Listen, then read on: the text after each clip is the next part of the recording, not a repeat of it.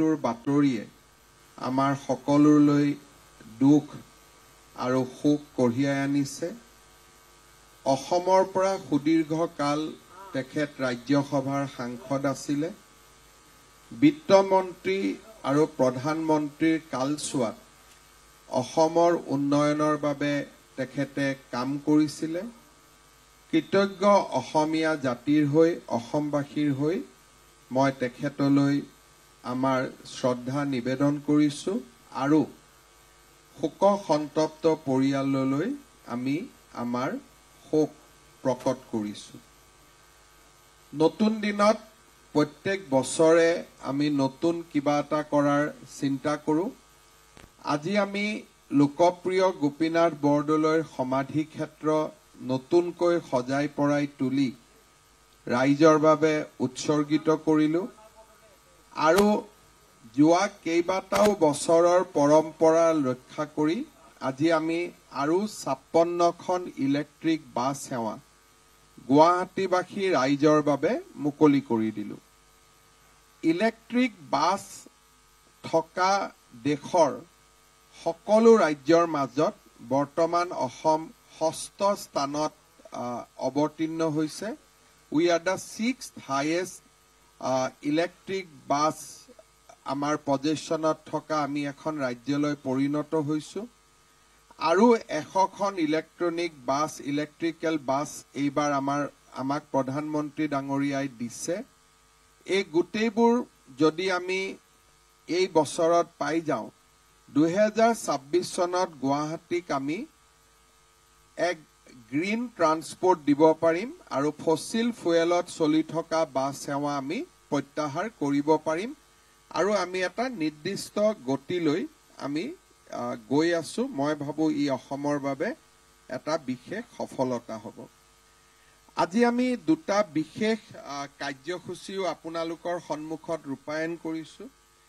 লখিমপুৰৰ কেবিনেটত আমি ৰাজ্যৰ কৰ্মচাৰী সকললৈকে জিৰো কষ্ট অৰ্থাৎ কোনো প্ৰিমিয়াম নিদিয়াকৈ কেইটামান ইঞ্চুৰেঞ্চ সেৱা আগবঢ়াম বুলি আমি প্ৰতিশ্ৰুতি দিছিলোঁ।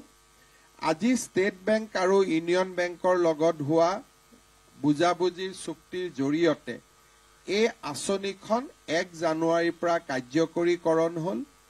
এতিয়াৰ পৰা ৰাজ্য চৰকাৰৰ যিকোনো কৰ্মচাৰীৰ প্ৰাকৃতিক মৃত্যু হ'লেও তেওঁলোকে ষ্টেট বেংক আৰু ইউনিয়ন বেংকৰ পৰা 10 লাখ টকাৰ লাইফ ইঞ্চুৰেঞ্চ লাভ কৰিব। যদি প্ৰাকৃতিক হয়, ডিজিজৰ কাৰণে বেমাৰত মৃত্যু হয়, তথাপিতো চৰকাৰে আগবঢ়োৱা সুবিধাৰ উপৰিও তেওঁলোকে অতিৰিক্তকৈ আৰু 10 লাখ টকা লাভ কৰিব। ইয়াৰ উপৰিও যদি এক্সিডেণ্টেল ডেথ হয় 1 কোটি টকা তেওঁলোকৰ পৰিয়ালে পাব। যদি দুৰ্ঘটনাজনিত মৃত্যু হয়, দুৰ্ঘটনাত যদি তেওঁলোক পাৰ্মানেণ্ট ডিজেবল হয় 1 কোটি টকা পাব আৰু পাৰ্মানেণ্ট পাৰ্চিয়েল ডিজেবিলিটি হ'লে 80 লাখ টকা পৰ্যন্ত এই দুইটা বেংকৰ পৰা কৰ্মচাৰীসকলে লাভ কৰিব। আজিৰ দিনটোত ৰাজ্যৰ প্ৰশাসনীয় ব্যৱস্থাক আৰু এটা আমি নতুন দিগন্তলৈ লৈ গ'লো। নিযুক্তিৰ ক্ষেত্ৰত স্বচ্ছতা, তাক আমি অসমে আজি যি ভাৰতবৰ্ষক পথ দেখুৱাইছে সি ইতিমধ্যে ৰাষ্ট্ৰীয় স্বীকৃতি পাব সক্ষম হৈছে আৰু অসমৰ ৰাইজেও নিযুক্তিৰ স্বচ্ছতাক অতি উষ্ণভাৱে আদৰণি জনাইছে। আমি আজিৰ পৰা বদলি বা ট্ৰান্সফাৰ প্ৰক্ৰিয়াত এটা স্বচ্ছতা আনিব খুজিছোঁ। তৃতীয় আৰু চতুৰ্থ শ্ৰেণীৰ কৰ্মচাৰীসকলে ট্ৰান্সফাৰ বিচাৰি চৰকাৰী কাৰ্যালয় দুৱাৰে দুৱাৰে ঘূৰি ফুৰাটো এটা নিত্য নৈমিত্তিক কথা আছিলে। নাৰ্ছৰ পৰা আৰম্ভ কৰি ফাৰ্মাচিষ্টৰ পৰা পুলিচ কনিষ্টবলৰ পৰা তেওঁলোকে চৰকাৰৰ দপ্তৰে দপ্তৰে ট্ৰান্সফাৰ পোষ্টিং বিচাৰি ঘূৰি ফুৰে আৰু বিভিন্ন ক্ষেত্ৰত ই ৰাজনৈতিক হস্তক্ষেপৰো এক প্ৰক্ৰিয়া হৈ পৰে। আজি আমি এটা পোৰ্টেল মুকলি কৰিছোঁ যাক স্বাগত সতীৰ্থ বুলি কৈছোঁ। এই পোৰ্টেলটো প্ৰত্যেক বছৰে 1 জানুৱাৰীৰ পৰা 28 ফেব্ৰুৱাৰীলৈকে খোলা থাকিব।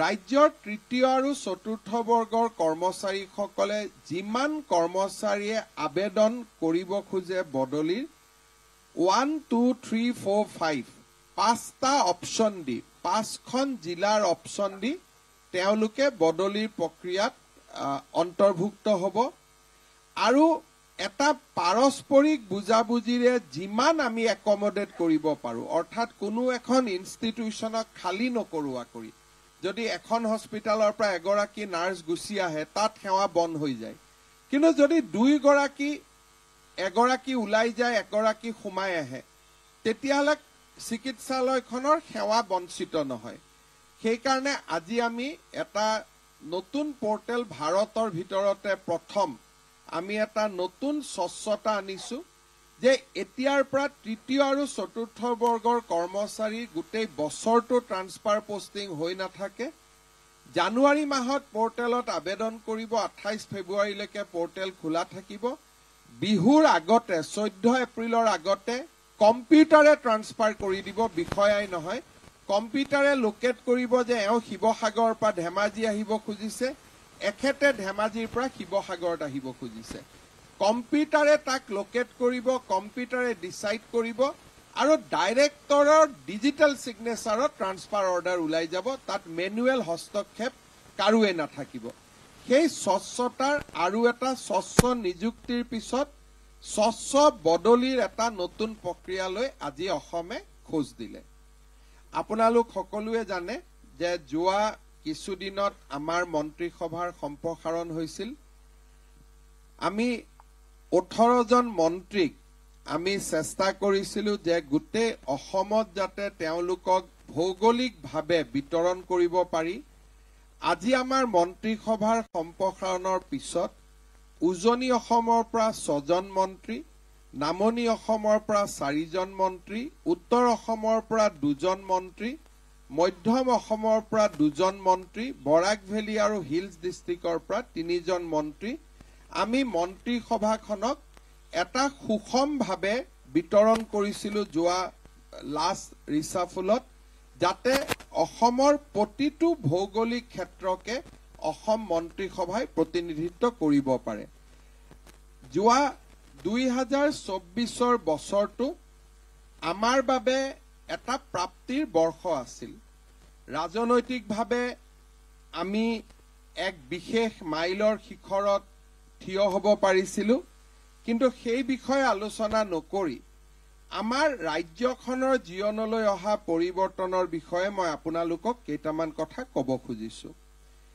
যোৱা বছৰটোত আমাৰ প্ৰশাসনৰ হাই পইণ্ট আছিল টাটাৰ সেমিকণ্ডাক্টৰত বিনিয়োগ টাটাৰ সেমিকণ্ডাক্টৰ বিনিয়োগে অসমলৈ এটা নতুন যুগৰ আৰম্ভণি কৰিলে প্ৰায় ২৭,০০০ কোটি টকাৰ ব্যয়ৰ টাটাৰ যিটো semiconductor assemble tested mark and package units আমি যাক বনাব গৈ আছো ই 48 মিলিয়ন চিপছ ই বছৰত নিৰ্মাণ কৰিব পাৰিব লাৰছন আৰু টাৰ্বোৱে এই প্ৰজেক্টটো কাম ইতিমধ্যে আৰম্ভ কৰিছে ই প্ৰায় 30,000 লোকৰ ডিৰেক্ট এণ্ড ইনডাইৰেক্ট কামৰ সূচনা কৰিব আৰু জাগিৰোডত দিনে নিশাই নিৰ্মাণ হৈ থকা এই প্ৰকল্পটো এই বছৰৰ শেষৰ ফালে মুকলি কৰিব পৰা পৰ্যায়লৈ আহিব ২৭,০০০ কোটি টকা ইনভেষ্টমেণ্টেদি এই প্ৰকল্পই সমগ্ৰ অসমৰ প্ৰতি ভাৰতবৰ্ষৰ যি চিন্তা আছিল সেই চিন্তাৰ এক পৰিৱৰ্তন আনিলে অসমে ফিউচাৰ ইণ্ডাষ্ট্ৰী গুজৰাট আৰু আমাৰ ক'ব গ'লে তামিলনাডুৰ সৈতে একেলগে ইণ্ডাষ্ট্ৰী 4.0 বা ফিউচাৰ ইণ্ডাষ্ট্ৰীৰ জগতখনত আমি একেলগে প্ৰৱেশ কৰিব পাৰিলো মই ভাবো যে যোৱা বছৰ আমাৰ চৰকাৰখনৰ ই এক হাই পইণ্ট আছিলে আৰু অসমৰ নতুন প্ৰজন্মৰ বাবে ই এক আশাৰ বতৰা আছিলে যোৱা 2024 বছৰটো অসমৰ বাবে প্ৰাপ্তিৰ বছৰ আছিলে চৰাইদেউ মৈদামক প্ৰধানমন্ত্ৰী নৰেন্দ্ৰ মোদী ডাঙৰীয়াৰ ঐকান্তিক প্ৰচেষ্টাত 43rd world heritage property of India আৰু এই যিটো বিশ্ব ঐতিহ্যৰ স্বীকৃতি 46th ৱৰ্ল্ড হেৰিটেজ কনভেনশ্যনে আগবঢ়ালে সি অসমক বিশ্ব ঐতিহ্যৰ মেপলৈ লৈ গ'ল আৰু অসমবাসীৰ বাবে এক বিৰল কৃতিত্ব কঢ়িয়াই আনিলে চৰাইদেউ মৈদামক যোৱা কেইদিনমানৰ ভিতৰতে ইউনেস্কোই আনুষ্ঠানিকভাৱে বিশ্ব ঐতিহ্য ক্ষেত্ৰৰ যিখন লিপি তাকো প্ৰদান কৰিব আৰু আমি ভাবো যে অসমবাসীৰ বাবে ই এক বহুদিনে আশা কৰা গৌৰৱক কঢ়িয়াই আনিবলৈ সক্ষম হ'ল 2024 চনটো অসম আৰু অসমীয়াৰ বাবে গুৰুত্বপূৰ্ণ বৰ্ষ আছিল অক্টোবৰ 2024ত অসমীয়াক ক্লাছিকেল লেংগুৱেজৰ মৰ্যাদা ধ্ৰুপদী ভাষাৰ মৰ্যাদাই অসমলৈ এক ভাবিব নোৱাৰা প্ৰাপ্তি আৰু আনন্দ কঢ়িয়াই আনিলে অসমত ভাষা আন্দোলনৰ মূল আৰম্ভণি হৈছিল যে অসমীয়া ভাষাৰ পৰা বঙালীৰ উৎপত্তি নে বঙালী ভাষাৰ পৰা অসমীয়াৰ উৎপত্তি এই দুইটা দশকজোৰা বিতৰ্কৰ অৱসান ঘটাই ভাৰতবৰ্ষৰ চৰকাৰে দুইটা ভাষাকে ক্লাছিকেল লেংগুৱেজৰ মৰ্যাদা দি আমাৰ ৰাজ্যখনৰ বহুদিনীয়া ভাষাৰ ওপৰত চলি থকা এক বিতৰ্কৰ অন্ত পেলালে এতিয়া আমি ৰাজ্য চৰকাৰে সামূহিক প্ৰচেষ্টা হাতত লৈছে যে কেনেকৈ আমি ইউনিকোডত অসমৰ যিকেইটা লিপি এতিয়াও অন্তৰ্ভুক্ত হোৱা নাই ব আৰু ৰৰ ধৰণৰ অসমৰ যিকেইটা বিশেষ লিপি সেই লিপিকেইটাক আমি কেনেকৈ ইউনিকোডৰ আওতালৈ আনিব পাৰো তাৰ বাবে বিশেষ প্ৰচেষ্টা ইতিমধ্যে আৰম্ভ হৈছে আৰু বঙালী ভাষাৰ লিপিখিনি কেৱল মাত্ৰ যে বঙালী ভাষাৰ লিপি নহয় ই অসমীয়া ভাষাৰো লিপি তাকো সগৌৰৱে ইউনিকোড প্লেটফৰ্মত প্ৰতিষ্ঠা কৰাৰ বাবে প্ৰাৰম্ভিক প্ৰচেষ্টা ৰাজ্য চৰকাৰে ইতিমধ্যে হাতত লৈছে মই ভাবো যে যোৱা বছৰটোত আমাৰ বাবে আৰু এক আনন্দৰ দিন আছিল যেতিয়া প্ৰধানমন্ত্ৰী নৰেন্দ্ৰ মোদী ডাঙৰীয়াই লাচিত বৰফুকনৰ সমাধিত তেখেতৰ বিশাল প্ৰতিমূৰ্তি উদ্বোধন কৰিছিল চৰ্দাৰ পেটেলৰ প্ৰতিমূৰ্তিক লৈ গুজৰাটত গৌৰৱ হয় শিৱাজীৰ প্ৰতিমূৰ্তিক লৈ মহাৰাষ্ট্ৰৰ ৰাইজে গৌৰৱ কৰে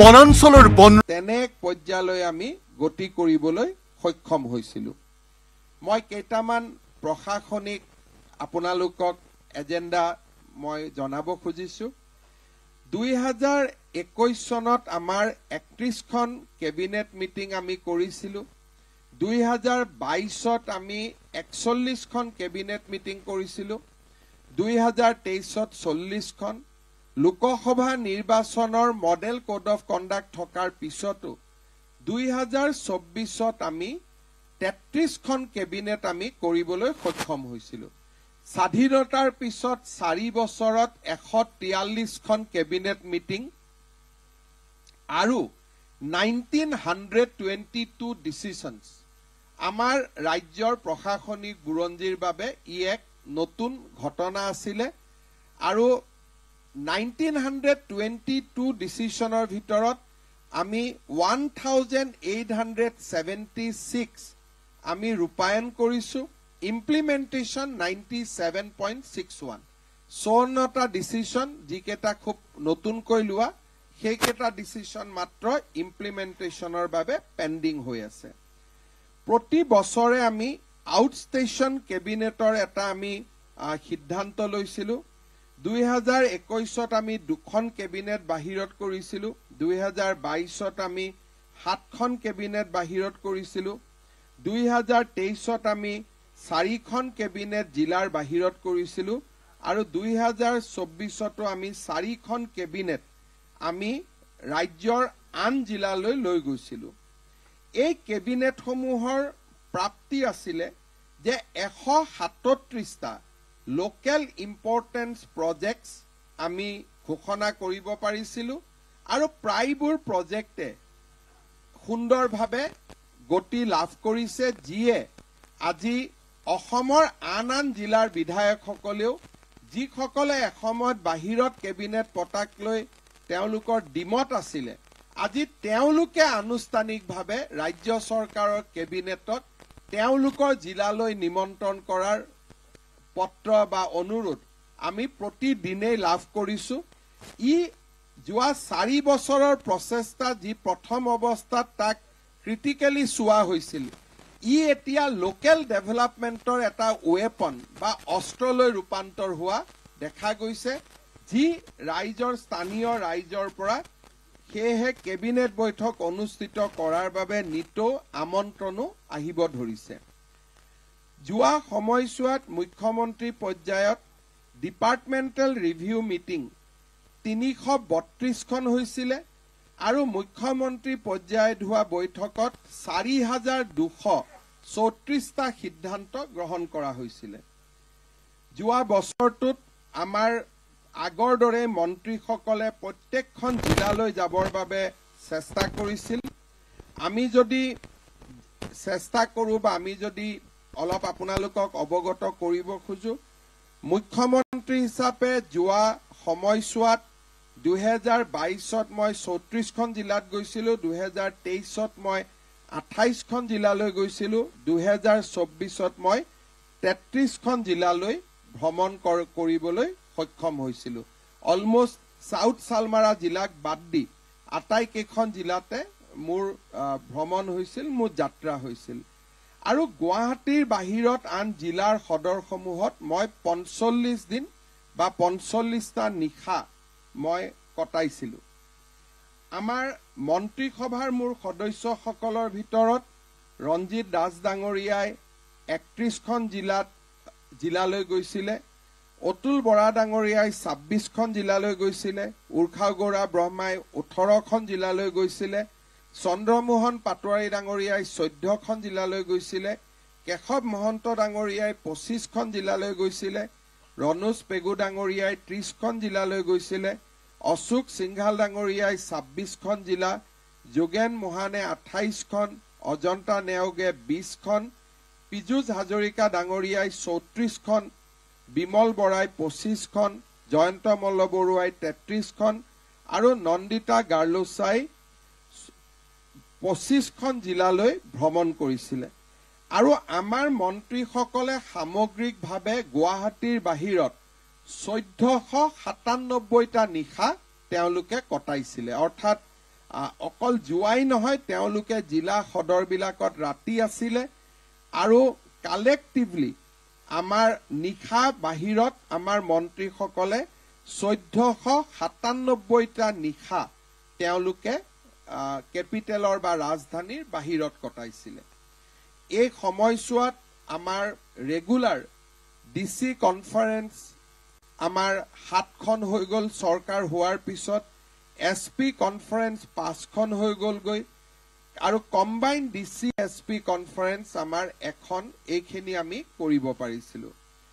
যোৱা বছৰটোত আমাৰ ভাৰতবৰ্ষৰ ৰাষ্ট্ৰপতি, উপৰাষ্ট্ৰপতি, প্ৰধানমন্ত্ৰী ডাঙৰীয়াৰ নিৰন্তৰ অসম ভ্ৰমণ হৈছিলে। ৰাষ্ট্ৰপতি ডাঙৰীয়ানীয়ে 2বাৰ অসম ভ্ৰমণ কৰিছিলে, প্ৰধানমন্ত্ৰী ডাঙৰীয়াই 3বাৰ অসম ভ্ৰমণ কৰিছিলে, এনিশা তেখেতে কাজিৰঙাত কটাইছিলে। গৃহমন্ত্ৰী ডাঙৰীয়াই 2বাৰ অসম ভ্ৰমণ কৰিছিলে, বিত্তমন্ত্ৰী ডাঙৰীয়ানীয়ে 1বাৰ অসম ভ্ৰমণ কৰিছিলে আৰু উপৰাষ্ট্ৰপতিয়ে 2বাৰ অসম ভ্ৰমণ কৰিছিলে।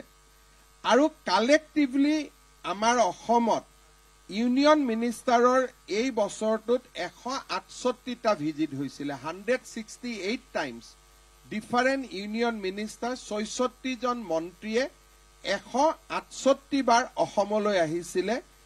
কেন্দ্ৰৰ ৰাজনীতি বা অৰ্থনীতি বা ডেভেলপমেণ্ট গ'লত অসমৰ নতুন ভূমিকা বা অসমৰ বলিষ্ঠ ভূমিকা ই প্ৰদৰ্শিত হয়। এই বছৰটোত আমি বিধানসভাৰ মজিয়াক সুন্দৰভাৱে ব্যৱহাৰ কৰিছিলোঁ ৰাইজৰ উন্নয়নৰ বাবে। এই সময়ছোৱাত আমাৰ যোৱা 22, 23 আৰু 24 চনত বিধানসভাত 209খন আইনৰ সংশোধন বা নতুন আইন আহে।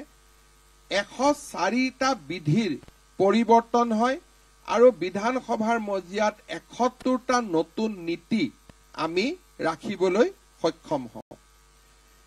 আমাৰ ৰাজ্যত কেইবাটাও গুৰুত্বপূৰ্ণ আঁচনি বৰ্তমান নিৰন্তৰভাৱে চলি আছে।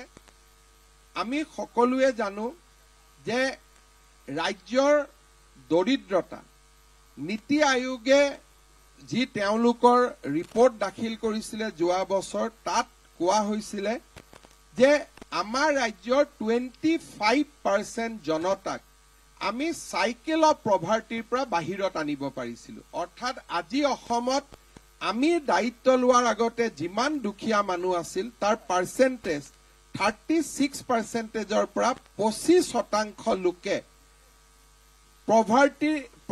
পভাৰ্টিৰ চাইকেলৰ পৰা আঁতৰি আহি তেওঁলোকে এতিয়া লোৱাৰ মিডিল ক্লাছত ভৰি দিব পাৰিছে। This is the independent report of নীতি আয়োগ। আৰু ইয়াত গুৰুত্বপূৰ্ণ ভূমিকা গ্ৰহণ কৰিছিলে অৰুণোদয় আঁচনিখনে। আমি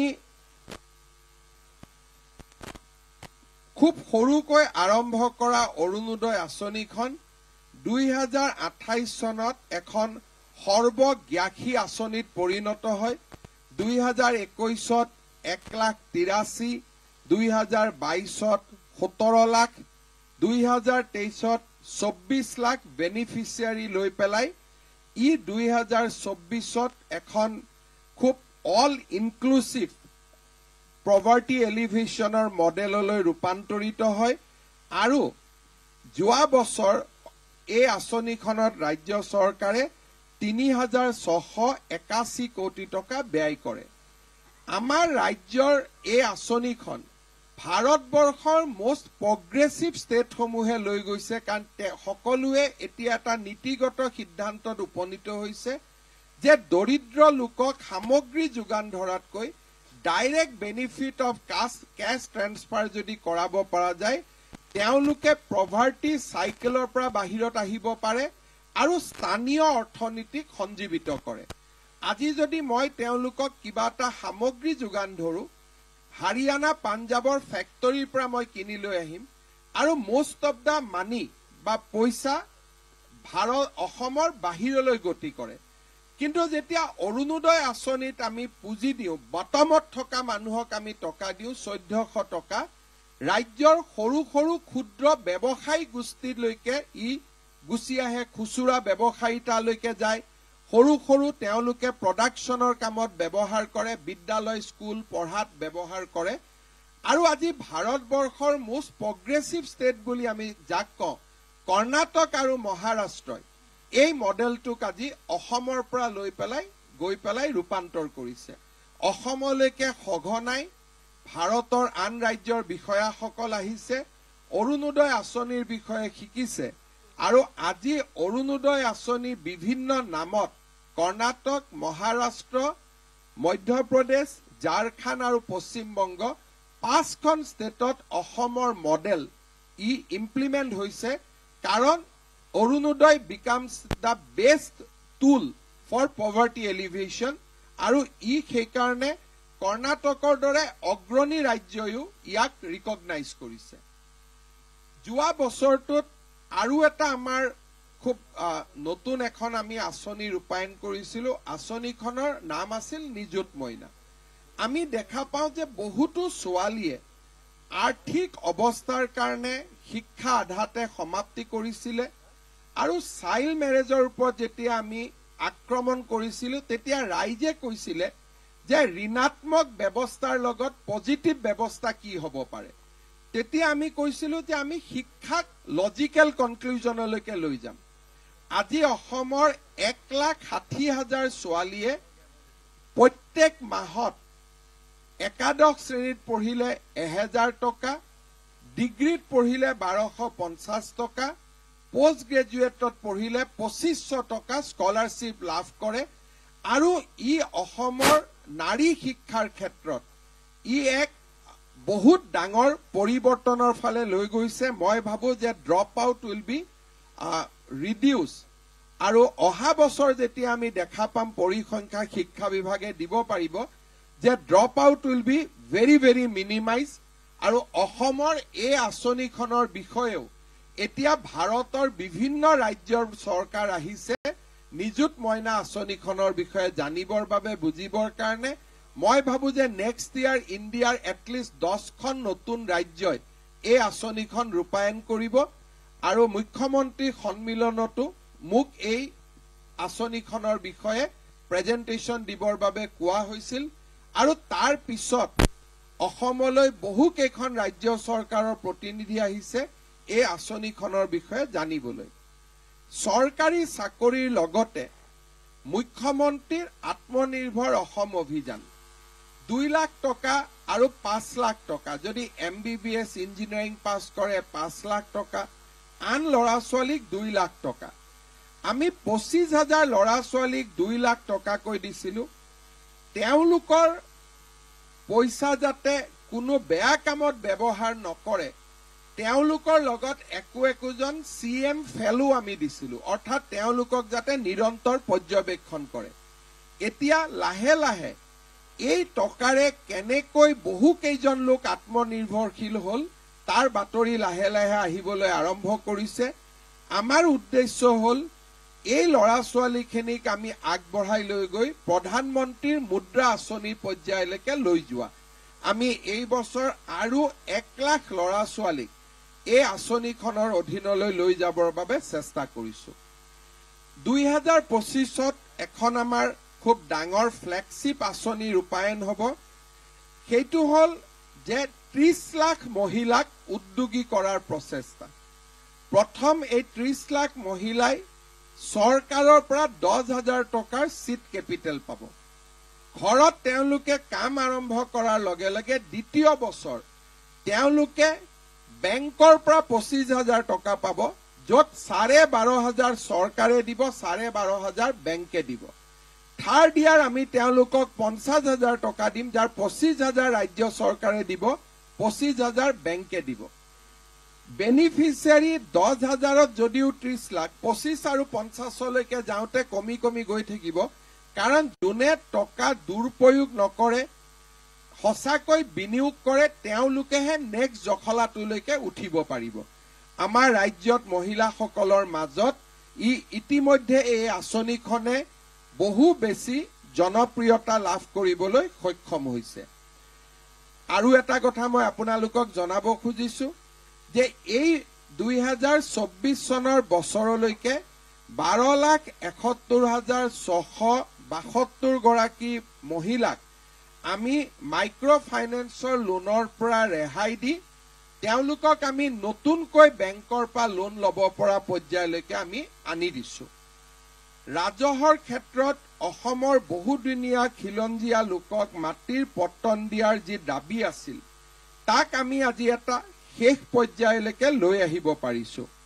মিছন বসুন্ধৰা 1 আৰু মিছন বসুন্ধৰা 2, এই দুইটা আঁচনিৰ জৰিয়তে অসমত চৰকাৰী মাটিত বহি থকা প্ৰায়বোৰ লোকৰ আমি ভূমিৰ সমস্যা সমাধান কৰিব পাৰিছো।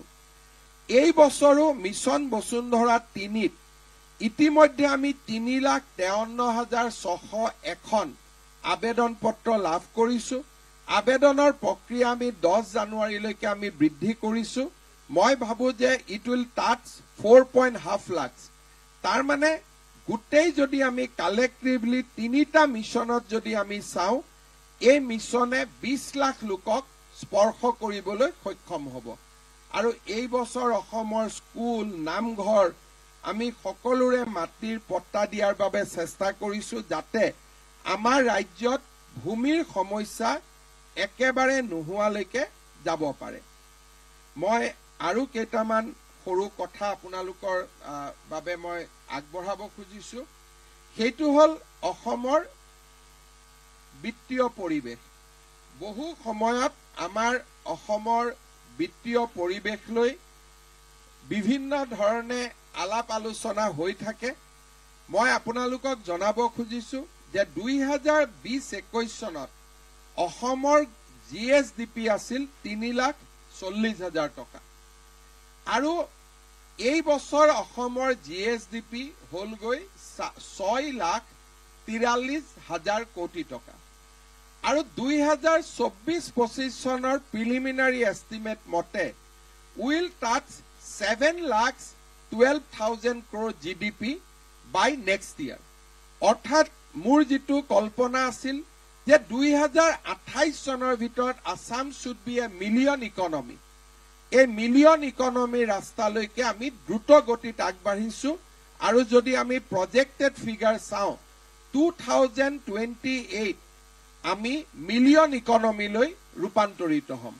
আৰু অসমৰ বিত্তীয় অৱস্থাৰ ক্ষেত্ৰত ই এটা যথেষ্ট ডাঙৰ বৰঙণি কঢ়িয়াই আনিব পাৰিছে। আৰু অসমৰ GDP আজি আমি দেশৰ 17 নম্বৰত ভৰি দিছো, 16 নম্বৰত যাবৰ কাৰণে now we are in close contest with Punjab. পাঞ্জাবৰ লগত আমাৰ কম্পিটিশ্যন চলি আছে। নেক্সট 3টা বছৰৰ ভিতৰত যদি অসমৰ উন্নয়নৰ গতি এই দিশত থাকে, within 3 hours 2028 will be million economy before Punjab. আৰু সেই দিশত আমি আমাৰ ৰাজ্যখনক দ্ৰুত গতিত আজি আমি আগুৱাই লৈ গৈছো। যোৱা বছৰটোত নিবনুৱা লোকৰ বাবে বা ল'ৰা ছোৱালীৰ বাবে স্বচ্ছতা এক নতুন বাতৰি আছিলে। বৰ্তমানলৈকে আমাৰ ৰাজ্যত আমি 1,24,680টা নিযুক্তি এটাও হাইকোৰ্ট কেছ নোহোৱাকৈ দিবৰ বাবে সক্ষম হৈছো। Assam government has no' litigation in high court. এপইণ্টমেণ্টৰ ক্ষেত্ৰত কোনো ধৰণৰ লিটিগেশ্যন নাই। আৰু ই অসমৰ প্ৰশাসনিক বুৰঞ্জীৰ বাবে এটা নতুন ঘটনা। অহা কেইটামান মাহৰ ভিতৰত আমি নতুনকৈ 36,753টা নতুন নিযুক্তি দিয়াৰ বাবে আমি আগবাঢ়ি গৈ আছো। ৰাজ্য চৰকাৰৰ এটা বিশেষ দায়িত্ব হৈছে ৰাজ্যত আইন শৃংখলা ৰক্ষা কৰা। অসমে আইন শৃংখলাৰ ক্ষেত্ৰত চমকপ্ৰদ সাফল্য লাভ কৰিবলৈ সক্ষম হৈছে। মই যোৱা কালিলৈকে আপোনালোকক কেইটামান ডেটা ক'ব খুজিছো। 2021 চনত মই দায়িত্ব লোৱাৰ সময়ত প্ৰতি বছৰত আমাৰ ৰাজ্যত 1,33,239টা কেছ ৰেজিষ্টাৰ হৈছিল। এই বছৰত এই কেছ ৰেজিষ্ট্ৰেশ্যনৰ সংখ্যা আমি মাত্ৰ 40,000লৈকে নমাই আনিছো। The crime scene has improved from 1,33,000 registered FIR to a mere 49,965. The reduction percentage is 62%. অসমত যদি আমি ক্ৰাইম ৰিডাকশ্যন চাওঁ আৰু যদি ক্ৰাইম ৰেট পাৰ লাখছ পপুলেশ্যন চাওঁ 2021ত ইট ৱাজ 379। মই আগৰ চৰকাৰবিলাকৰ লগত কম্পেয়াৰ কৰাৰ পৰিৱৰ্তে নিজৰ লগত নিজক কম্পেয়াৰ কৰাৰ চেষ্টা কৰিছো so that we are not being political. মই দায়িত্ব লোৱাৰ সময়ত পাৰ লাখছ ক্ৰাইম আছিল 379. Today per lakhs crime has come down to 139. তাৰমানে 1 লাখ মানুহৰ 140 জনে এতিয়া অপৰাধ কৰে and reduction percentage is again 63. Investigation. আমাৰ ৰাজ্যত আগতে পুলিচ কেছ দিলে হি শেষ নহয়। মই দায়িত্ব লোৱাৰ সময়ত শেষ নোহোৱা কেছ আছিল 1,33,000। আজি শেষ নোহোৱা কেছ নামি আহিলে 15,000লৈকে। আজি কোনো এছআইৰ হাতত 21ত কেছ আছিলে 24টা, এতিয়া এজন এছআইৰ হাতত কেছ আছে 4টা। দ্য এভাৰেজ ইনভেষ্টিগেশ্যন অৰ্থাৎ তেওঁলোকে বছৰত 4টা কেছ কৰিব লাগে, which is very easy, quality হয়। আৰু সেইকাৰণে পেণ্ডিং ইনভেষ্টিগেশ্যন হেজ কাম ডাউন টু 15,567।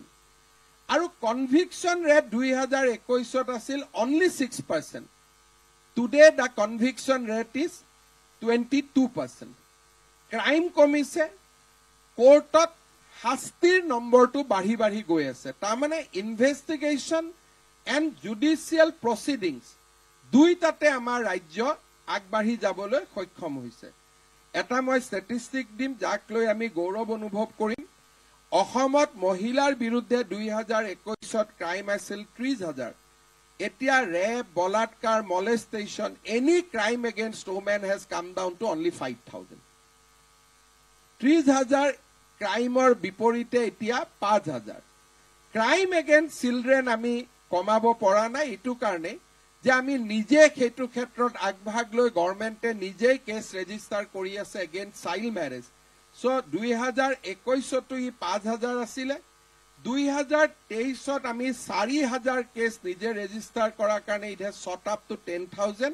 এই বছৰ ইট হেজ কাম ডাউন এগেইন টু 5,000. কিন্তু মই ভাবো যে চাইল্ড মেৰেজৰ এগেইনষ্টত আমি যেতিয়ালৈকে কাম কৰি থাকিম তেতিয়ালৈকে ক্ৰাইম এগেইনষ্ট চিলড্ৰেন এইটোত ষ্টেবিলাইজেশ্যন হওঁতে আমাক সময় লাগিব.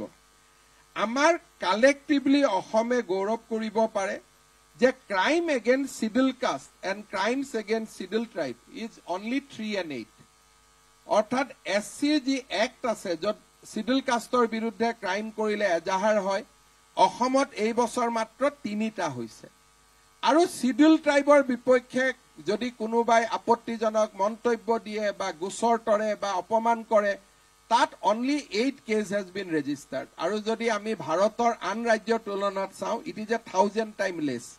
চ' ইগালিটেৰিয়ান ছ'চাইটি হিচাপে অসমৰ যি গৌৰৱ তাক এই ফিগাৰটোৱে আৰু অধিক ৰিফ্লেক্ট কৰিছে. 2021ত আমি 67 কেজি হিৰ'ইন আমি জব্দ কৰিছিলোঁ. 2022ত 112 কেজি, 2023ত 167 কেজি আৰু এই বছৰ আমি হিৰ'ইন জব্দ কৰিছোঁ 183 কেজি. আৰু 2021ত আমি 420 কোটি টকা মাৰ্কেট ভেলুৰ আমি ড্ৰাগ চিজ কৰিছিলোঁ. এই বছৰ ইট হেজ গান আপ টু 685 crore. তাৰ উপৰিও আমাৰ অসম পুলিচৰ বহুবিলাক ৰিফৰ্মছ হৈছে আৰু নতুন ন্যায় সংহিতাৰ লগত আমি খাপ খাইছোঁ. নাগৰিক সমিতি নিৰ্মাণ হৈছে. এটা মই ষ্টেটিষ্টিক্স আপোনালোকক দিব খুজিছোঁ যে মানুহৰ মাজত পৰিৱেশ কেনেকুৱা. চৰকাৰেতো ডাটা কৈ আছে, কিন্তু মানুহে কেনেকৈ ইয়াক ৰিচিভ কৰিছে. আৰু democratic agitation is a reflections of people's mind. যদি চৰকাৰৰ ওপৰত মানুহৰ বা ব্যৱস্থাৰ ওপৰত মানুহৰ খং উঠে, মানুহে ৰাজপথত জঁপিয়াই পৰে, সৰুকৈ হ'লেও কলা বেজ পিন্ধে, সৰুকৈ হ'লেও ধৰ্মঘট কৰে. অসমত 2022-23-24 চনত বন্ধ ঘোষণা নীল. ষ্টেট ৱাইজ অসম বন্ধ কোনেও ঘোষণা কৰা নাই. We have maintain the nil positions for last 3 years. Effigy burning 22ত 46টা আছিলে, 23ত 37টা আছিলে, 24ত 19 বাৰ মাত্ৰ প্ৰতিমূৰ্তি বাৰ্ণ কৰা হৈছে. ইট হেজ কাম ডাউন টু 19. যদি আমি চাব যাওঁ ৰোড ব্লকেট 2022ত 12টা আছিলে, এইবাৰ ৰোড ব্লকেট আমি 5টা ৰোড ব্লকেট দেখা পাইছোঁ. প্ৰচেছন 2022তো 6টা আছিলে, 2024তো 6টা. মানৱ শৃংখল 2022ত 15টা আছিল, 2024ত 1টা. কলা পতাকা প্ৰদৰ্শন যোৱা বছৰটোত এটাও হোৱা নাই. ব্লেক ফ্লেগ ডেমনষ্ট্ৰেশ্যন ইজ নীল. ক'তো কলা পতাকাৰ ডেমনষ্ট্ৰেশ্যন হোৱা নাই.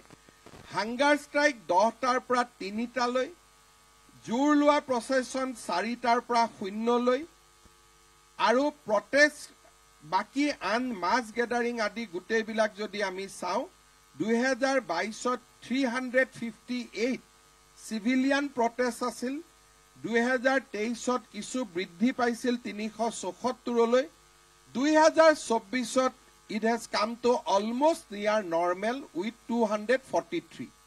অৰ্থাৎ সমগ্ৰ ৰাজ্যত কৰবাত লখিমপুৰত, ডিব্ৰুগড়ত সৰু সুৰা গোটেই আন্দোলনো যদি আমি যোগ কৰোঁ মাত্ৰ 243টা. কৰবাত মেডিকেলৰ বিৰুদ্ধে, কৰবাত ৰাস্তা হোৱা নাই. যদি চাওক আগৰ মই ডেটা দিয়া নাই, ইট ৱাজ থাউজেণ্ডছ. চ' মোৰ নিজৰ সময়ৰ লগতে মই নিজৰ সময়ৰ কম্পেয়াৰ কৰিছোঁ. So' not to be political in the 1st January, it has come down to only 243.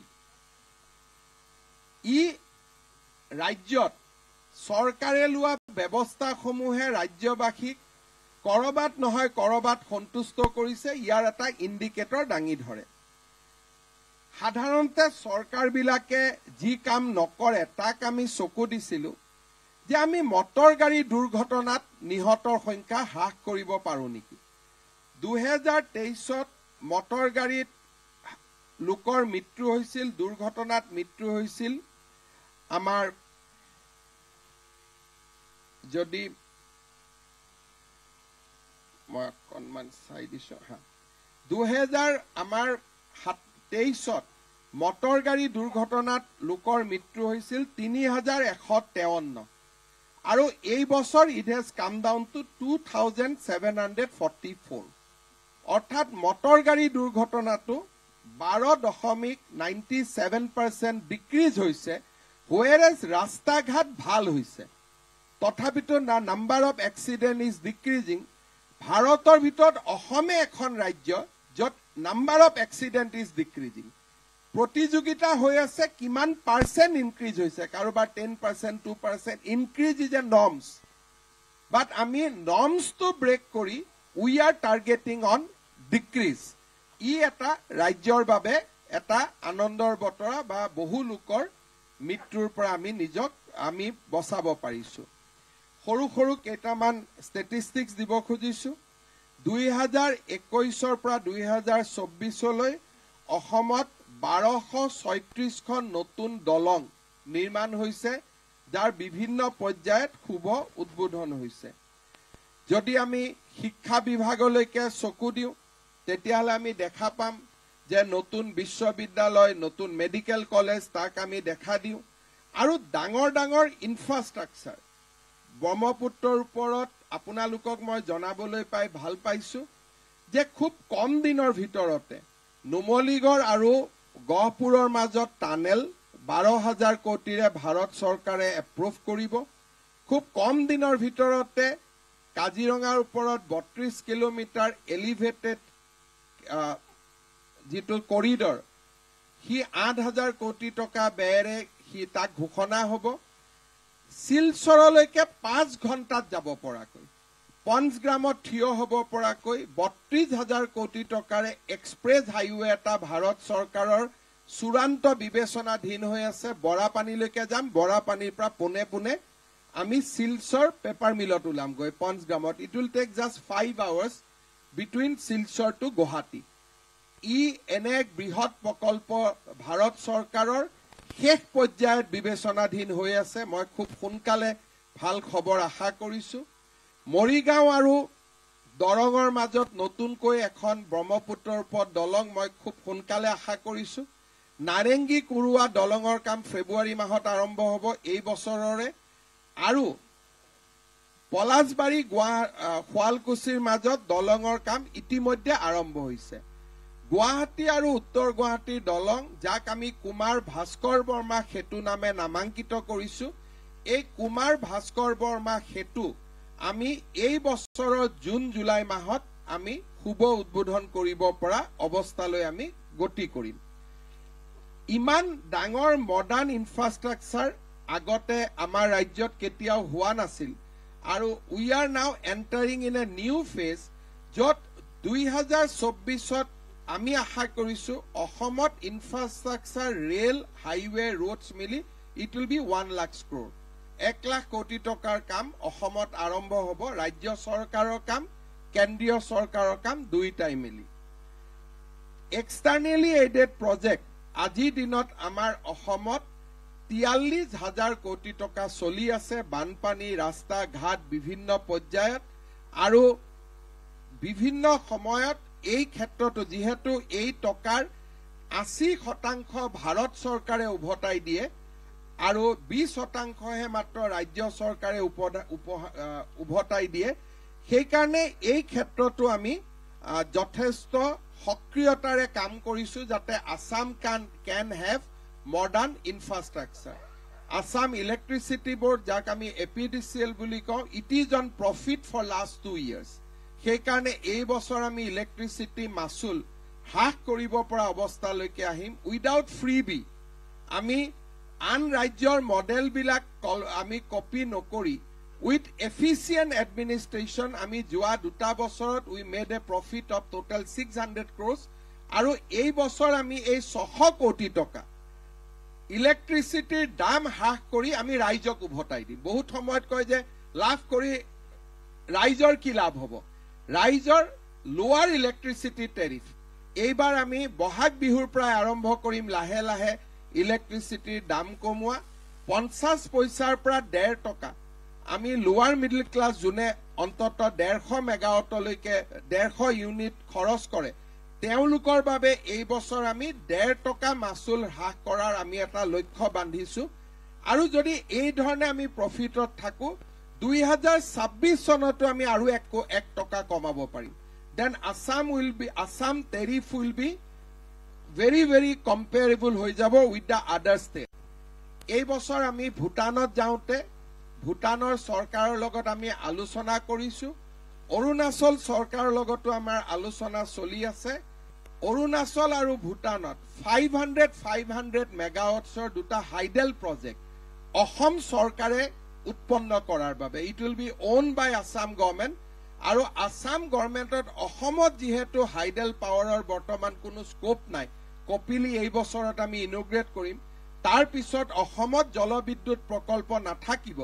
সেইকাৰণে আমি ভাৰত আৰু ভূটানত ৰাজ্য চৰকাৰৰ ইলেক্ট্ৰিচিটি বোৰ্ডে দুটা জলবিদ্যুৎ প্ৰকল্প নিৰ্মাণৰ দিশত আমি আগবাঢ়িছো। 100% electricity will come back to Assam. সেই ধৰণে আমি এটা নতুন বিকল্প গ্ৰীণ পাৱাৰৰ ক্ষেত্ৰত আমি আগবাঢ়িছো। আমাৰ দুখীয়া বা সৰ্বসাধাৰণ মানুহৰ এটা সদায় অসুবিধা থাকে যে চৰকাৰী বিভাগত গৈ আমি অসুবিধাৰ সন্মুখীন হওঁ, আমি কাম কৰিব নোৱাৰো।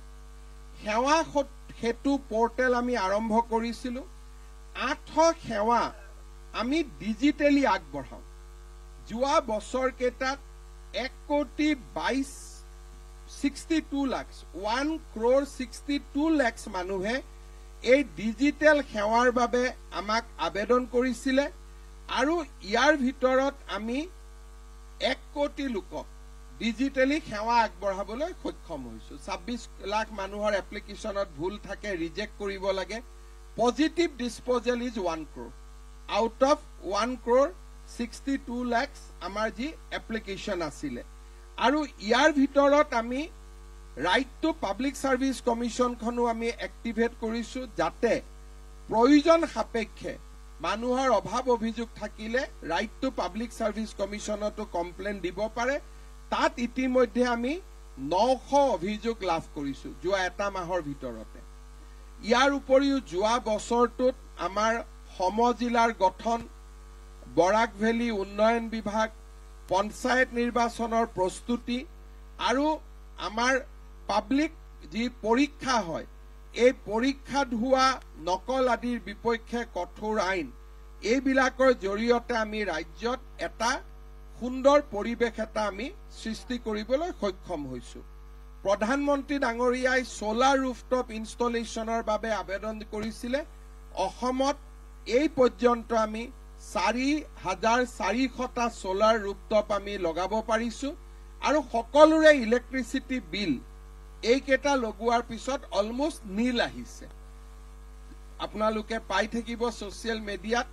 এতিয়া সোলাৰ ৰুফটপ লগোৱাৰ পিছত নীল আৰু সোলাৰ ৰুফটপ লগোৱাটো ভাৰত চৰকাৰেও সাবসিডি দিয়ে, অসম চৰকাৰেও সাবসিডি দিয়ে। নিজৰ পৰা 20-22 হাজাৰ টকা খৰচ কৰি বাকি 1.5 লাখ টকা ৰাজ্য চৰকাৰ আৰু কেন্দ্ৰীয় চৰকাৰে দিয়ে। অসমত 1.5 লাখ মানুহে সোলাৰ ৰুফটপৰ কাৰণে আবেদন কৰিছে। আমি 5,000 ইনষ্টল কৰিছো, 4,400। অসমৰ ডেকা ল'ৰাসকলক সোলাৰ ৰুফটপ লগোৱা কামত আগবাঢ়ি আহিবলৈ মই আহ্বান জনাইছো। It is A emerging sector. Solar rooftop লগোৱা আৰু তাক সাৰ্ভিসিং কৰা। এই ক্ষেত্ৰত অসমৰ ইঞ্জিনিয়াৰিং ইনষ্টিটিউটসমূহৰ পৰা পাছ কৰা, ITI পৰা পাছ কৰা ল'ৰা ছোৱালীবিলাকে বহুত ডাঙৰ কৰ্ম সংস্থাপন পাব পাৰে। মই সোলাৰৰ ক্ষেত্ৰত ডেকা ল'ৰা ছোৱালীসকলক আগবাঢ়ি আহিবলৈ আহ্বান জনাইছো। আপোনালোকে আনন্দিত হ'ব যে এই বছৰত অসম চৰকাৰৰ নিজা প্ৰচেষ্টাত আমি নিৰ্মাণ কৰা 120 মেগাৱাটৰ লোৱাৰ কপিলী হাইড্ৰ ইলেক্ট্ৰিকেল প্ৰজেক্টটো এই বছৰতে আমি শুভ উদ্বোধন কৰিম এইটো নেপকো বা কাৰো নহয় ইট ইজ এ পিয়ৰলি আমাৰ অসম ইলেক্ট্ৰিচিটি বোৰ্ডে নিৰ্মাণ কৰা এই প্ৰকল্পও আমি এই বছৰত আমি আগবঢ়াম স্কিলিঙৰ কাৰণে আমি এই বছৰ 26খন এমঅইউ কৰিছো এই বছৰতে আমি বহু কেইটা গুৱাহাটীত পানী দিয়াৰ পৰা আৰম্ভ কৰি প্ৰধানমন্ত্ৰীৰ আৱাস যোজনাত 19,49,000 ঘৰ নিৰ্মাণ কৰা আয়ুষ্মান ভাৰতৰে আমি প্ৰায় 12 লাখ পেচেণ্টক এতিয়ালৈকে আমি কেটাৰ কৰিব পাৰিছো আৰু কেন্সাৰ কেয়াৰ যি আমাৰ টাটাৰ লগত আমাৰ যৌথ প্ৰচেষ্টাত তাত আমি এতিয়ালৈকে 17খন কেন্সাৰ হস্পিটাল নিৰ্মাণৰ দিশত আমি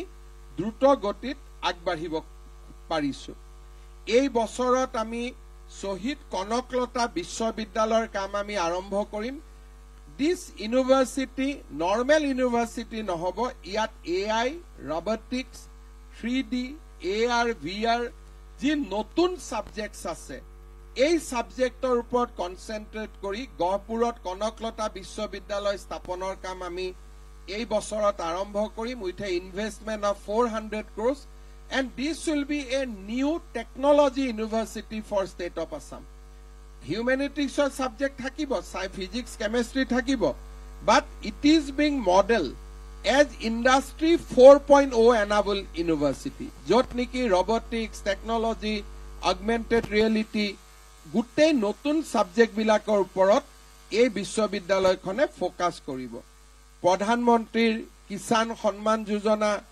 সৰিয়হ ক্ৰয় ধান ক্ৰয় ফসল বীমা আমি কৃষকসকলকো বহুখিনি সহায় কৰিব পাৰিছো এই বছৰটোত আৰু এই বছৰটোত আমি বিভিন্ন ধৰণে দৰিদ্ৰ লোকক বিনামূলীয়া দালি চাউল আদিৰে আমি ৰেশন কাৰ্ডৰ কাভাৰেজ বহুত বঢ়াব পাৰিছো এই বছৰটো 2025ত ৰেশন কাৰ্ডৰ দোকানৰ জৰিয়তে দালি নিমখ আৰু চেনি প্ৰদানৰ বাবেও ৰাজ্য চৰকাৰে বিশেষ ব্যৱস্থা হাতত ল'ব যাতে বজাৰতকৈ কম দামত ৰেশন কাৰ্ড দোকানৰ জৰিয়তে দৰিদ্ৰ লোকে মধ্যবিত্ত লোকে দালি চেনি আৰু নিমখ কম দামত পাব পাৰে আমাৰ গুটেই কেটা 6 শিডিউল ডিস্ট্ৰিক্ট বা 6 শিডিউল কাউন্সিলে এই বছৰ যোৱা বছৰটোত যথেষ্ট ভাল কাম কৰি আছে আপোনালোকে যদি কেতিয়াবা এই কাউন্সিল কেইখনলৈকে যায়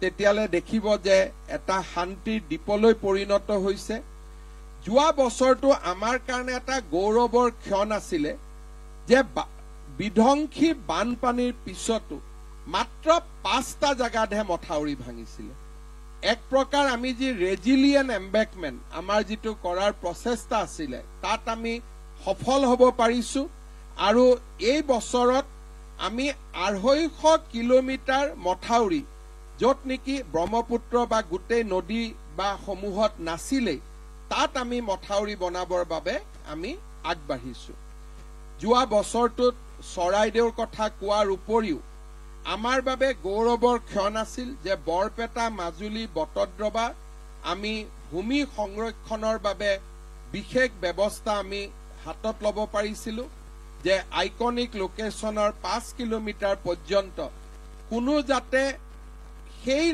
স্থানৰ বাহিৰৰ লোকে মাটি ক্ৰয় কৰিব নোৱাৰে তাৰ আমি ব্যৱস্থা কৰিব পাৰিছিলো কৰিমগঞ্জ জিলাক শ্ৰীভূমি শংকৰদেৱ নগৰক শ্ৰীমন্ত শংকৰদেৱ নগৰ মণিপুৰী ভাষাক এছ'চিয়েট অফিচিয়েল লেংগুৱেজ আৰু লাচিত বৰফুকনৰ প্ৰতিমূৰ্তি এই গুটেই বিলাকৰ উপৰিও খেল মহাৰণ সাংস্কৃতিক মহাৰণ আদিয়ে অসমত এটা নতুন উৎসাহ আৰু উদ্দীপনাৰ পৰিৱেশ নিৰ্মাণ কৰিব পাৰিছিল মই এটাই অনুৰোধ কৰিব পাৰিম বা অসমবাসী ৰাইজক মই এটাই অনুৰোধ কৰিম যে অসমত এটা আন্দোলন বিবৰ্জিত পৰিৱেশত উন্নয়নে এটা নতুন গতি লাভ কৰিছে যোৱা বছৰ যেতিয়া আমি ষ্টেটিষ্টিক্স দিওঁ যে আন্দোলন হোৱা নাই ধৰ্ণা হোৱা নাই মানুহে ক'ব পাৰে যে ই এটা পৰিসংখ্যা কিন্তু পৰিসংখ্যাৰ ফলাফল কি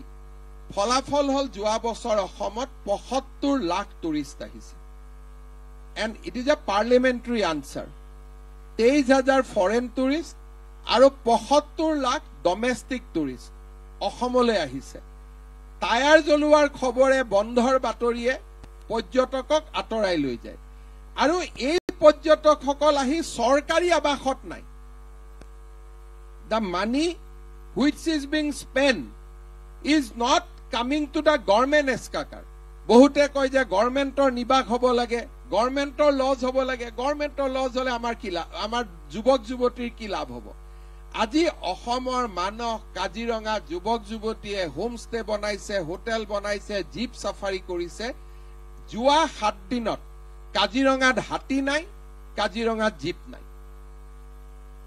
আজি যদি ময়ো যাওঁ কওঁ যে মই মুখ্যমন্ত্ৰী আহিছো মোক হাতীত উঠিব লাগে মোৰ কাৰণেও হাতী নাই ৰাজ্যপাল গলেও আজিৰ দিনটোত হাতী নাই ৭৫ লাখ টুৰিষ্ট যোৱা বছৰ আহিছে আৰু মোদী ডাঙৰীয়া কাজিৰঙাত ৰাতি থকাৰ পিছত ভূটানৰ ৰজাৰ কাজিৰঙাত আগমনৰ পিছত আৰু ভাৰতৰ ৰাষ্ট্ৰপতিৰ কাজিৰঙাৰ আগমনৰ পিছত Kaziranga has got a new traction Modi ডাঙৰীয়াই মোক এবাৰ কৈছে যে এনিশা মই মানসতো কটাম so' he is becoming a very big brand ambassador for Assam tourism আৰু আমি বিশেষকৈ ছচিয়েল মিডিয়াত নৰেন্দ্ৰ মোদীৰ কাজিৰঙা ভ্ৰমণৰ যিখন ফটো যোৱা বছৰৰ one of the most viral pictures যোৱা বছৰ ছচিয়েল মিডিয়াৰ আটাইতকৈ ভাইৰেল পিকচাৰসমূহৰ ভিতৰত that was one of the most viral pictures গতিকে আমি সকলো ফালৰ পৰা অসমৰ ডেভেলপমেণ্টৰ কাৰণে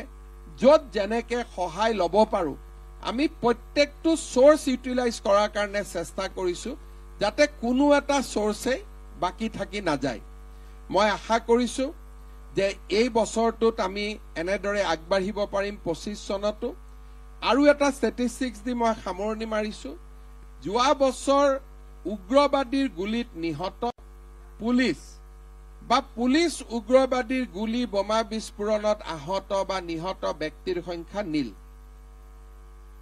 অসমত এনেকুৱা পৰিবেশ আগত কেতিয়াও নাছিলে both civilian and army military police casualty both figures are nil গড়ৰ নিহতৰ সংখ্যা it has come down to 2 one in Manas one in Kaziranga otherwise অসমখন যোৱা বছৰ যথেষ্ট আমি নতুন নতুন মাইলৰ খুঁটা স্পৰ্শ কৰিব পাৰিলো মই আপোনালোকৰ জৰিয়তে অসমবাসী ৰাইজক কৃতজ্ঞতা জনাইছো আৰু আমাৰ লগত একেলগে কাম কৰা অসম চৰকাৰৰ বিষয়া কৰ্মচাৰী আমাৰ মন্ত্ৰী সভাৰ সদস্য বিধায়ক সকলোকে ধন্যবাদ জনাইছো আৰু আমাৰ চৰকাৰৰ কামকাজক বিভিন্ন ধৰণে বিশ্লেষণ কৰি আমাক আগবাঢ়ি যাবলৈ সুবিধা দিয়াৰ বাবে সংবাদ মাধ্যমকো মই ধন্যবাদ জনাইছো আপোনালোকে যদি কিবা মোৰ পৰা জানিব বিচাৰে সুধিব খোজে আপোনালোকে সুধিব পাৰে মাইক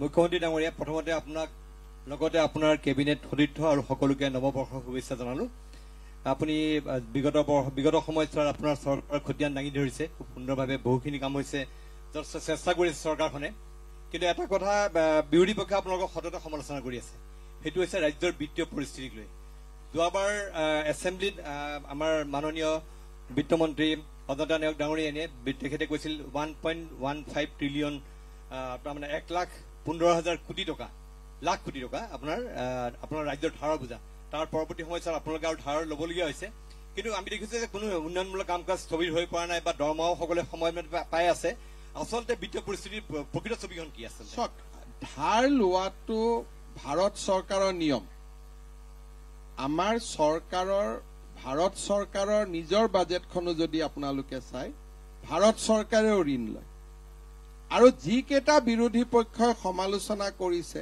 তেওঁলোকৰ য'ত চৰকাৰ চলি আছে তেওঁলোকো ঋণ লয় loan is a source of financing আৰু ৰিলায়েন্সেও যদি এটা উদ্যোগ কৰিছে তাত নিজৰ টকা নলগায় তাত বেংকৰ পৰাই টকা ল'ব যদি আমি চাব যাওঁ ভাৰতৰ যি 5খন ৰাজ্যৰ আটাইতকৈ লোন কম তাৰ ভিতৰত অসম এখন অসমৰ লোনৰ পৰিমাণ হ'ল এই বছৰত ভাৰত চৰকাৰে মোক অনুমতি দিছে ২৭,০০০ কোটি টকা ঋণ লোৱাৰ কাৰণে।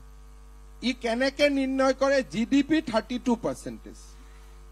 কিন্তু আমি এই বছৰ লোন ল'ম মাত্ৰ ১৭,০০০ কোটি টকা। এই বছৰ মোৰ আপোনালোকে কেতিয়াবা চিঠিখনো ল'ব পাৰিব, গভৰ্ণমেণ্ট অফ ইণ্ডিয়া অসমৰ চলিড বিত্তীয় ব্যৱস্থাৰ ওপৰত বিশ্লেষণ কৰি এই বছৰ কৈছে যে অসমে ২৭,০০০ কোটি টকা ঋণ ল'ব পাৰে, কিন্তু আমি লৈছো মাত্ৰ ১৭,০০০ কোটি টকা। আৰু এই সময়ছোৱাতে কৰ্ণাটক, মহাৰাষ্ট্ৰ তেওঁলোক আমাতকৈ GDPত বেছি লোন লৈ আছে ইন টাৰ্মছ অফ পাৰ্চেণ্টেজ। গতিকে অসমক লৈ ভাৰত চৰকাৰ সন্তুষ্ট যে আমি আটাইতকৈ কম লোন লৈছো, কাৰণ আমাৰ নিজৰ সংসাধন আহিছে। কিন্তু মই ভাবো যে আমি বেছিকৈ লোন ল'ব লাগে যাতে আমাৰ GDPটো বাঢ়িব পাৰে। আমাৰ যিমানে আমি ইউনিভাৰ্চিটি কৰিম, যিমানে আমি উদ্যোগ আনিম, তিমানে অসমৰ উদ্যোগৰ গতিটো আমাৰ এমপ্লয়মেণ্ট বাঢ়িব। যদি আজি আমি লোন লৈ ইয়াত এখন প্ৰটন মেচিন এটা আনিব পাৰো, ছাপোজ ৪০০ কোটি টকা লাগে, কেঞ্চাৰ কেয়াৰত যদি আমি এটা প্ৰটন মেচিন এটা লোন লৈ আনিব পাৰো, তেতিয়ালে গোটেই পূৰ্ব ভাৰতৰ পেচেণ্টখিনি অসমলৈ আহিব। Will be the destination for medical tourism. গতিকে যিসকলে কয় যে লোন লৈছে, তেওঁলোকে প্ৰথম উত্তৰটো দিয়ক যে তেওঁলোকৰ য'ত চৰকাৰ চলি আছে তাত লোন লয় নে নলয়। কিন্তু আপোনালোকে যদি ৰিজাৰ্ভ বেংক, ইভেন যিকোনো কম্পিউটাৰ কৰি চাই এছেছ কৰে, অসমৰ লোন GDPৰ 24%, হুৱেৰ এজ আমাৰ এডমিচিবল আছে GDPৰ 32%। গতিকে we are one of the leading state in the country য'ত আটাইতকৈ আমি কম ঋণ লওঁ। ১.৫ লাখ টকাটো চাব নালাগে, GDPটো কিমান বাঢ়িছে কমেনচুৰেট সেই উত্তৰটো হ'ব লাগিব। যেতিয়া তৰুণ গগৈ ডাঙৰীয়া GDP ১ লাখ আছিল, তেওঁ ৫,০০০ টকা লোন লৈছিলে। মোৰ GDP যেতিয়া ৭ লাখ হ'ব, মই ৩৫,০০০ টকা লোন ল'ম।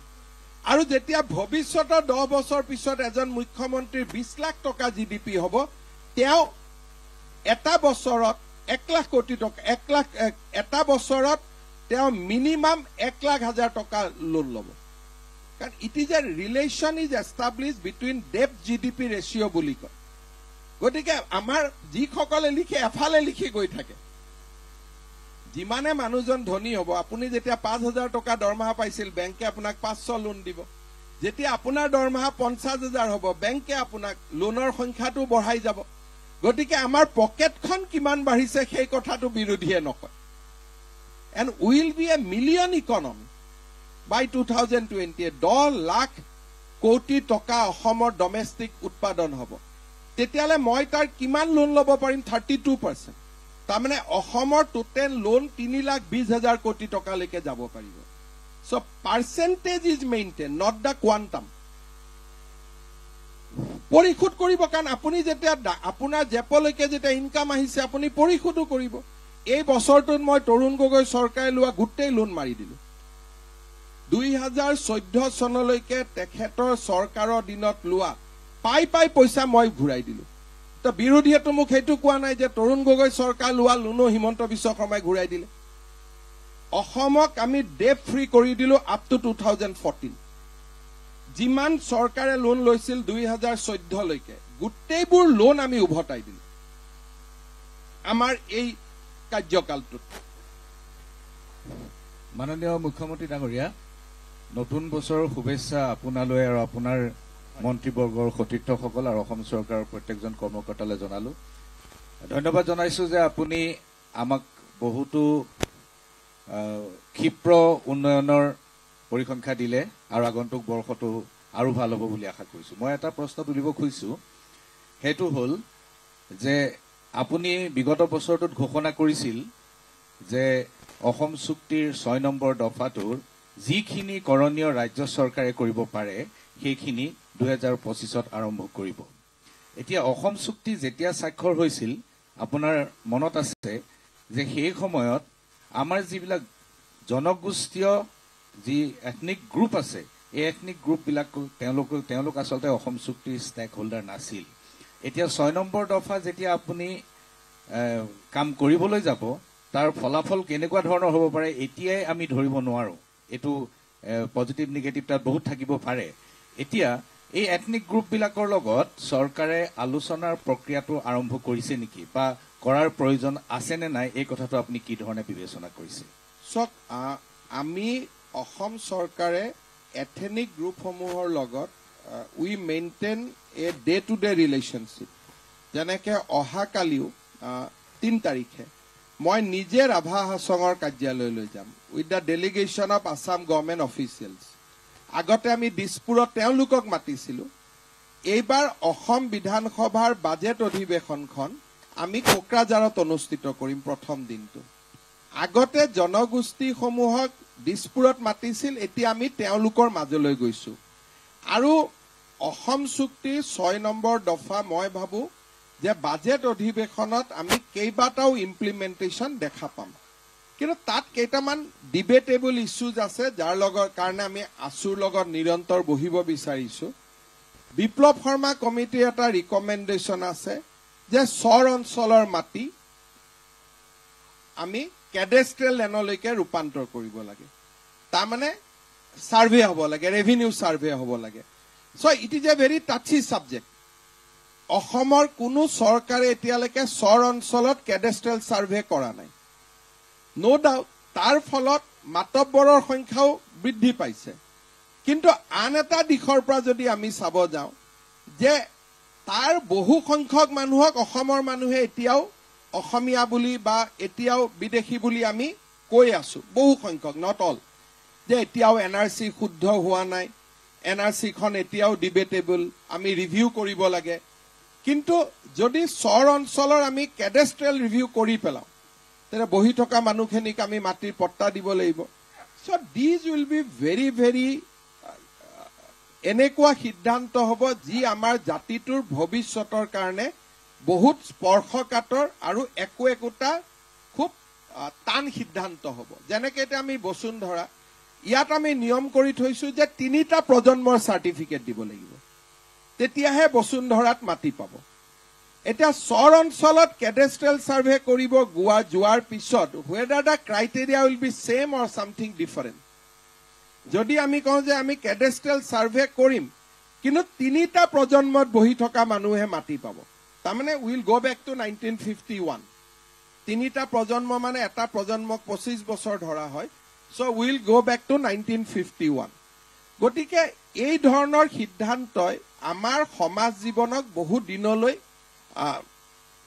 ইনফ্লুৱেঞ্চ কৰিব সেইকাৰণে মই ভাবোঁ যে জনগোষ্ঠীয় সমস্যাখিনি যিহেতু আজি অসমীয়া মানুহ আৰু জনগোষ্ঠীৰ মাজত সম্পৰ্ক বহুত ইম্প্ৰুভ হৈ গ'ল ট্ৰাইবেল ভাৰ্চেছ নন ট্ৰাইবেল অসমীয়া ভাৰ্চেছ জনগোষ্ঠী অসমীয়া ভাৰ্চেছ আমাৰ বিভিন্ন ক্ষুদ্ৰ ক্ষুদ্ৰ জাতি সত্তা এই দিশত যোৱা 10-5 বছৰ 20 বছৰত I am being a political we have improve A relation আৰু এতিয়া এটা বিশ্বাসৰ পৰিৱেশ হ'ল চ' সেইকেইটা ৰিজল্ভ কৰোঁতে বিপ্লৱ শৰ্মা কমিটিত মই ভাবোঁ it is not a issue এতিয়া অসমীয়া মানুহে কোনেও বেয়া নাপায় আমি যদি কওঁ যে বড়ো ভাষাক ইউনিভাৰ্চিটিলৈকে মিডিয়াম অফ লেংগুৱেজ দিব লাগে চ' অসমীয়া মানুহে আজি তাত বিতৰ্ক নকৰে যদি আমি কওঁ যে নহয় মিচিং ভাষাত আপ টু হাইস্কুললৈকে স্বীকৃতি দিব লাগে অসমীয়া মানুহে আজিকালি তাত অপ'জ নকৰে because we have largely resolve that contradiction কোনো চৰকাৰে কৰা নাই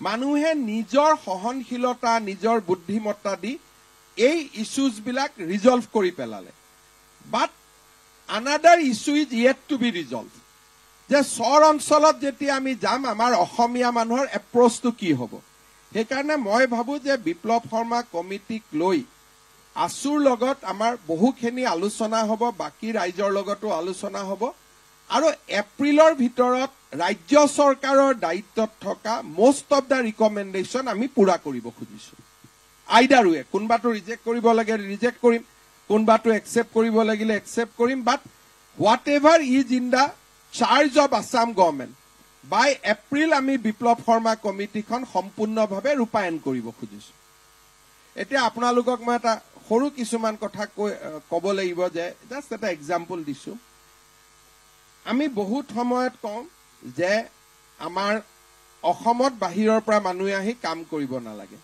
যেতিয়াই আমি অসম চৰকাৰে নীতি বনাওঁ হাইকোৰ্টে কোৱাছ কৰি দিয়ে যে ইণ্ডিয়া ইজ ওৱান কাণ্ট্ৰি, গতিকে আপোনালোকে তাৰ ইয়াৰ মাজৰ প্ৰবাহটো বন্ধ কৰিব নোৱাৰে। তাৰ কাৰণে আমি নতুন নতুন ব্যৱস্থা হাতত লৈছো। এইবাৰ আমি সেইকাৰণে এটা হাইকোৰ্টৰ বিভিন্ন জাজমেণ্ট কালেক্ট কৰি ডমিচাইল পলিচি এটা আনিব খুজিছো যে অসমত কাৰ চাকৰি পোৱাৰ যোগ্য আছে, যাতে বিধানসভাত আমি এখন আইন প্ৰণয়ন কৰিব পাৰো, এই domicile policy for the state of Assam, যাতে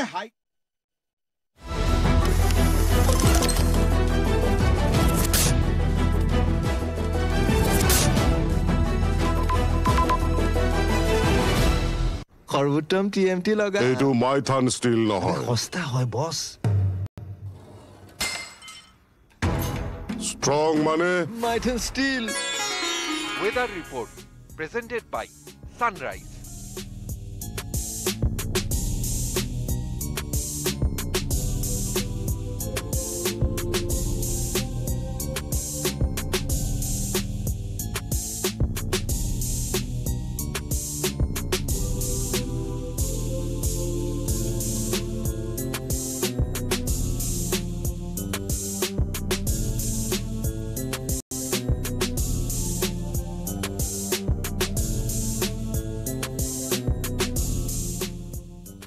Weather report presented by Sunrise. সৰ্বোত্তম TMT লগা এইটো মাইথান ষ্টিল নহয়, সস্তা হয় বছ। ষ্ট্ৰং মানে মাইথান ষ্টিল। ঘৰে ঘৰে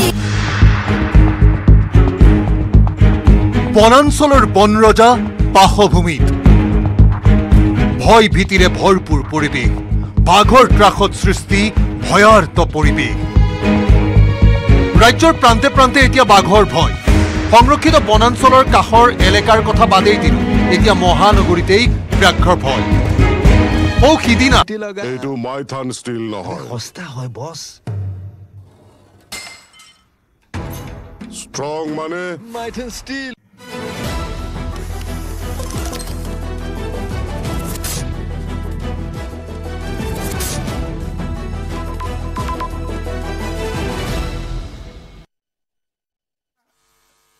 যেনেকে বৰাক ভেলীৰ I know many tea gardens which made very good amount of money last year. কিন্তু এটা কোনখন বাগিচাত বেয়া কৰিছে ভাল কৰিছে, ইণ্ডিভিজুৱেল মেনেজমেণ্টৰ প্ৰব্লেম কি আছে আমি জানিব লাগিব। আৰু বৰাক ভেলীত আটাইতকৈ ডাঙৰ প্ৰব্লেম হৈছে যে বাগিচাবিলাকত বহুত বেছি এনক্ৰচমেণ্ট হৈ গৈছে। The production capacity has sink, আৰু লাৰ্জ স্কেল এভিকশ্যন কৰিবৰ কাৰণে how people of Barak valley will react I don't know. নমস্কার, আমি মাননীয় মুখ্যমন্ত্রী এবং তার সতীর্থ মন্ত্রীদের এবং এখানে উপস্থিত সবাইকে নববর্ষের খ্রিস্টান নববর্ষের শুভেচ্ছা জ্ঞাপন করছি। বরাকভেলীর মানুষের তরফ থেকে, প্রত্যেকজন মানুষের তরফ থেকে আপনাকে অভিনন্দন জ্ঞাপন করছি এজন্য যে ৭৫ বছর পর বরাকভেলী ডেভেলপমেন্ট ডিপার্টমেন্ট বলে একটি ডিপার্টমেন্ট আপনি খুলেছেন এবং সেই ডিপার্টমেন্টের একজন দক্ষ এবং বিচক্ষণ মন্ত্রীকে আপনি দায়িত্ব দিয়েছেন এই মন্ত্রিসভা চালানোর জন্য। আমি আপনাকে ধন্যবাদ জ্ঞাপন করছি এজন্য, কারণ আমি গত পরশুদিন গিয়েছিলাম বিটিসির যে ভিশন ডকুমেন্ট যেটা হচ্ছে, যেটা তারা প্রেজেন্ট করেছেন সেটা উপস্থিত ছিলাম এবং প্রত্যেকটি জনগোষ্ঠীর যে ভিশন ডকুমেন্টের যে পুস্তিকা তারা দিয়েছেন এটা অত্যন্ত